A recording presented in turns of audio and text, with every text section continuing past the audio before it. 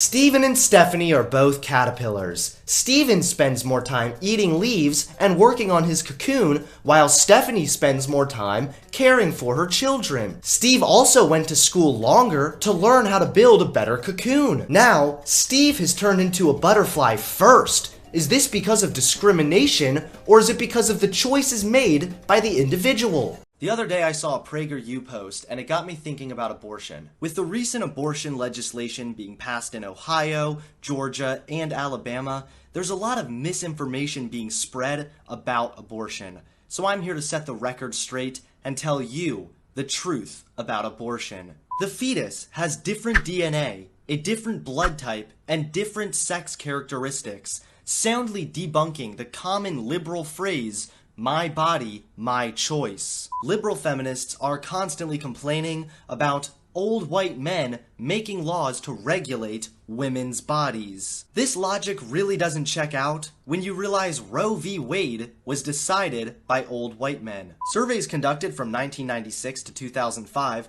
found that only 0.3% of abortions are performed because of rape or incest. 98.3% of abortions are due to elective reasons, such as feeling too young and economic reasons. There are other alternatives for women who feel immature or financially insecure. Adoption clinics can assist with the pregnancy by providing housing, financial assistance, and all the adoption fees fully covered. There are over 920,000 annual abortion deaths and less than 40,000 annual gun deaths. So why does the left push for abortion but beg for gun bans, all while claiming to care about children? As far as late-term abortions go, we're usually told these are only performed when the mother's life is in danger. However, according to a 2013 study, data suggests that most women seeking later terminations are not doing so for fetal anomaly or life endangerment. In fact, most late-term abortions are performed for the same reasons mentioned before: stress, single motherhood, and financial pressure. The left has tricked women into believing that abortion is empowering, and to be pro-woman, you must be pro-choice. A 2011 study found that women who had an abortion are 34% more likely to develop anxiety, 37% more likely to experience depression, 110% more likely to abuse alcohol, and 155% more likely to commit suicide. These are the facts. PragerU has talked about gender before, and now I want to put in my 2 cents. How often have you heard that there are more than 2 genders, and that gender is a social construct?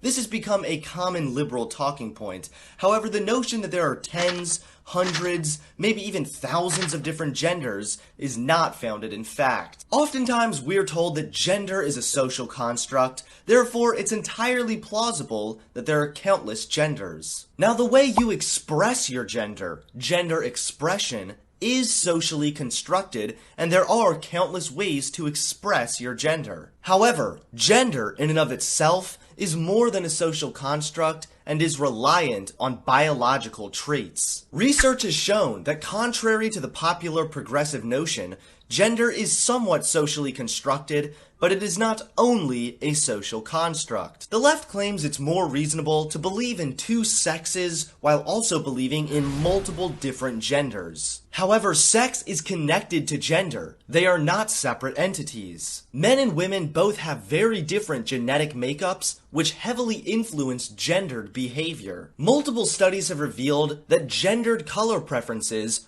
aren't simply a result of gendered social pressures. A 2017 meta-analysis found that both biology and society affect boys' and girls' toy choices. An earlier study also found that women from non-westernized countries had an even higher liking for pinkish hues than their British female counterparts, despite being raised in a culture that did not conflate pink with femininity. Transgender individuals actually prove that there are only 2 genders as well. First of all, transgender people can only transition from male to female or female to male. There is no in-between. There is no 3rd, 4th, or 5th gender to transition to. Transgender people have a thing called gender dysphoria.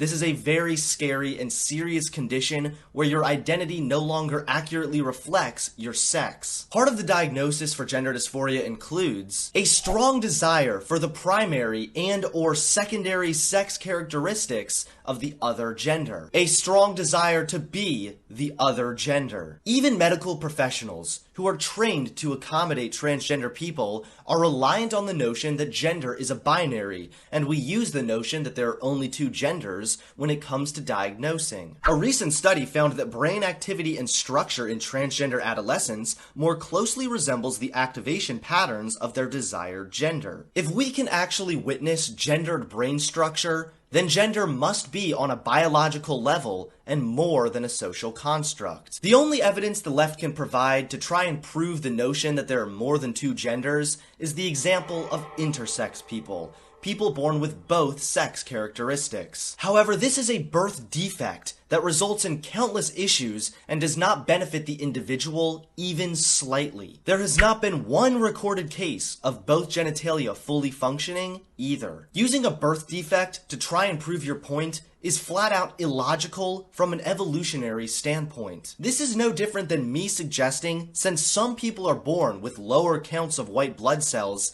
humans don't actually need the proper amount of white blood cells. It's really a shame that the left claims to be the party of science, yet they completely ignore scientific fact when it comes to protecting other people's feelings. Gender is not only a social construct, which means it falls back on biology, and biology clearly proves that there are only two genders.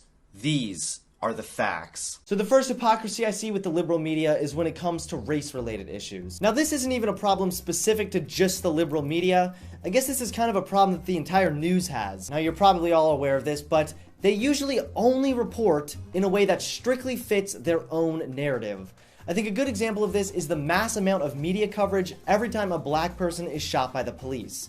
The constant coverage makes the problem seem like something much bigger than it really is, and of course they make everything into a race problem. I mean, the guy could have been charging the police officer, and the police officer could pull out his gun and fire in order to protect himself, and then down comes the media making everything a race issue before they know any of the details at all. Breaking news, everybody. Someone was shot by police, and what's that? What? Oh, they were a person of color. Okay. They were a person of color, they were black, it was definitely a racist problem, no ifs, ands, buts, or anything else about it. So whenever a black person is shot, the media just rushes to cover it.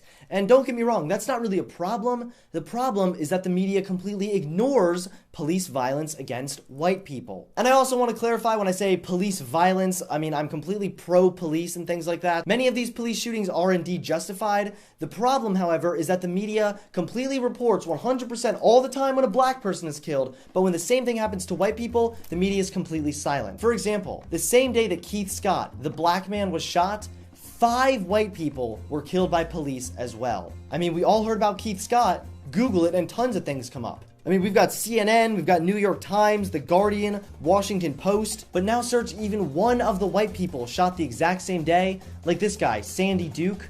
Nothing comes up. I mean, come on, we've got this little local place popping up. We got frickin' Smoky Barn. Like, what the heck is that even? Alright, so a white person was shot by police. Where's the frickin' media? Now this guy Sandy Duke, last I heard, he wasn't really a good guy, and his death may have very well been justified. But that's not my point. My point is that the media will proudly cover every moment that a black person is shot, but when 5 white people are shot the exact same day, the media completely ignores it. That is blaring hypocrisy. So the media loves to talk race and make everything about race, and they really only love to cover things, you know, when black people are getting shot. So maybe the media just really cares about black people. Wrong. Truthfully, the media only cares about black people when it fits their own agenda. They hardly ever report of the mass amount of black lives being lost in places like Chicago. According to the Chicago Police Department, most victims are around the age of 17 through 25, and 75.3% of victims were black. That is seriously tragic. Oh, but where's the media to report all this? That's right, they don't really care. In fact, according to the Media Research Center, Nets covered the Mike Brown death 23 times more than the 130 killed in Chicago. The media is so hypocritical, ignoring anything that doesn't fit their narrative, and at this point, it's like we kind of already know it's a scam, but yet we continue to watch it and believe it.